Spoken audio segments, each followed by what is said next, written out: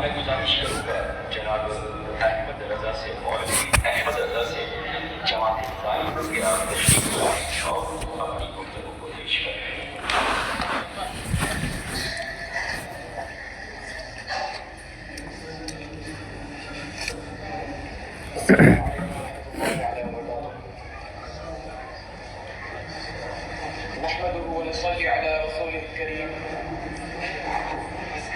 ایک مرتبہ درود شریف پڑھیں. اللہم محمد صلی اللہ علیہ وسلم محمد صلی اللہ علیہ وسلم صلی اللہ علیہ وسلم وسلام علیک یا رسول اللہ یا حبیب اللہ صلی اللہ تعالی علیہ وسلم.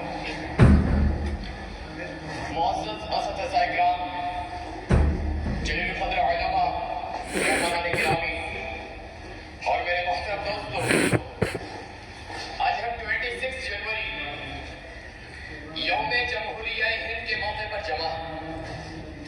26 January is celebrated as the Republic of India. کیونکہ 26 جنوری محض ایک تاریخ نہیں ہے بلکہ رسپانسبلٹی، سیکریفائس اور اویئرنیس کا دن ہے.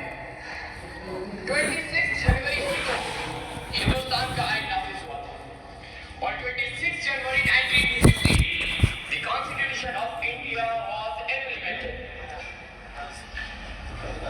محترم احبا، 1 یا 2 جنوری کو بھی آئین نافذ ہو سکتا تھا، لیکن اسی دن آئین نافذ ہونے کی وجہ یہ ہے کہ جس 1950 26 جنوری کو آئین نافذ ہوا تھا اس سے ٹھیک 20 ایئرس قبل یعنی 1930 26 جنوری کو ہندوستانی قوم نے پورن سوراج یعنی مکمل آزادی کا عہد کیا تھا.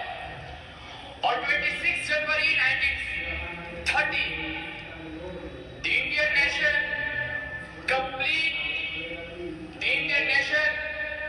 complete Independence Day. The Indian nation declared Independence Day. محترم احبا،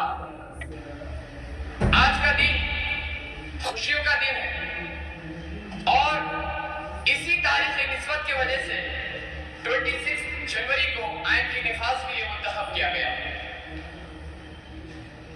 محترم احبا، یوم جمہوریہ ہند 26 جنوری اور یوم آزادی 15 اگست کے درمیان جسم اور روح کا تعلق ہے.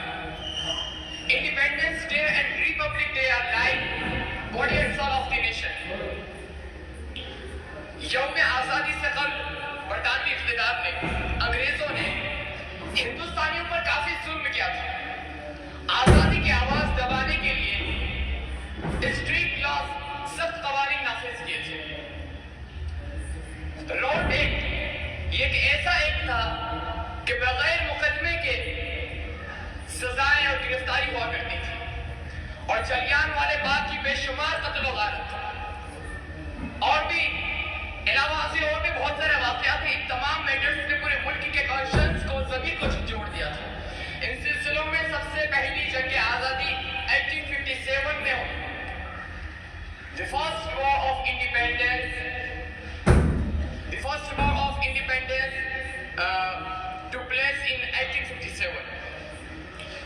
اور اس جنگ کو، اس پہلی جنگ کو انگریز رائٹرز سپوئی مٹینی کہتے ہیں اور ہندوستانی مورخین اس جنگ کو فرسٹ وار آف انڈیپینڈنس کہتے ہیں.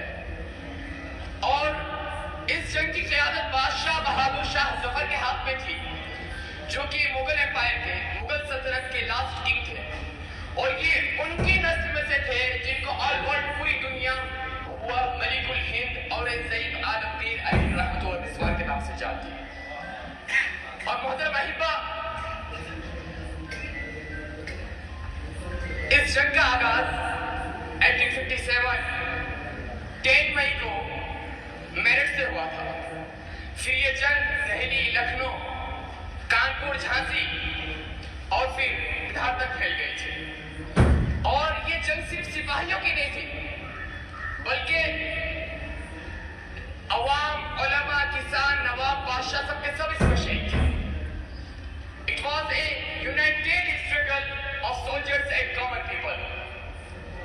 علماء کرام نے اپنے مسلمان بھائیوں کو ہندوستان کی آزادی کی خاطر جنگ کے لیے جہاد کا فتویٰ دیا. پروفیٹ محمد مصطفیٰ صلی اللہ تعالیٰ علیہ وآلہ وسلم کی اس حدیث مقدسہ پر عمل کرتے ہوئے کہ افضل الجہاد کلمۃ حق عند سلطان جائر، کہ سب سے افضل جہاد ظالم حاکم کے سامنے حق بولنے میں. اور پھر مسلمان بھائیوں نے ہندوستان کی آزادی کے خاطر علماء کرام کے دیے ہوئے اس جہاد کے فتوے پر اس طرح پرجوش کفن بردوش ہوئے کہ برطانیہ کے ایک مشہور مورخ سر ولیم ولسن ہنٹر نے 1871 میں اپنے بک دی انڈین مسلمانز میں لکھا کہ